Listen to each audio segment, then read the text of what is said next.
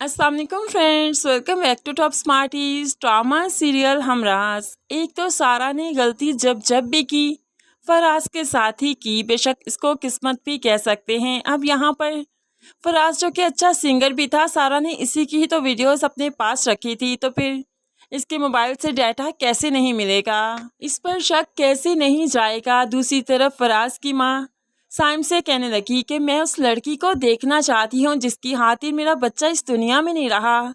मैं केस की सुनवाई पर जाना चाहती हूँ, सारा को देखना चाहती हूँ।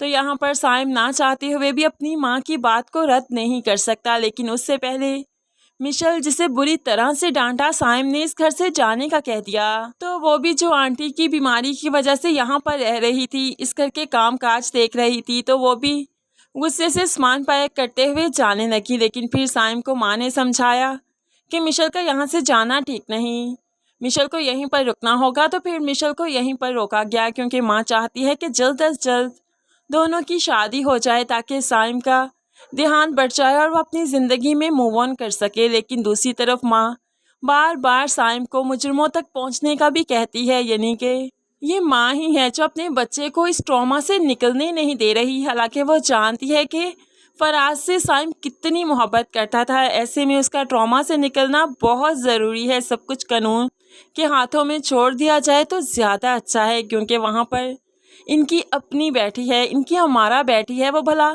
इंसाफ कैसे नहीं लेगी।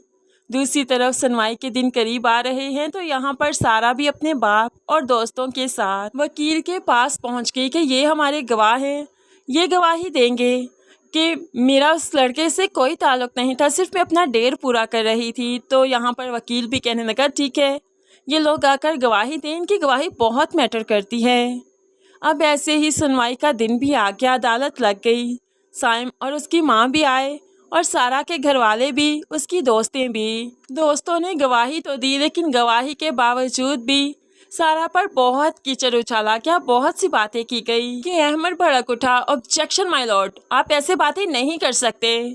लेकिन यहाँ पर ये सारी बातें तो होनी ही हैं। है इस वक्त भी सारा रिमांड पर रिहा हो ही जाएगी, लेकिन ये रिमांड भी उसे बहुत ही अजियत देता है, क्योंकि रिमांड पर अदालत तो उसे रिहा कर देती है, लेकिन उसके ससुराल वाले यानी कि उसकी सास उसे जीने नहीं देती। फराज भी तो उसे नाको चने चबवा रहा है, हर जगह अब उसे दिखाई देगा, और फिर जब वो किसी को बताएगी तो जाहिर सी बात है वो मामले से पीछे हट जाएगा। तो लोगों को ऐसे लगेगा कि जैसे ये सारा का वहम है, वो पागल सी हो रही है। इस तरह से फराज खूब अच्छे से टॉर्चर करने वाला है सारा को।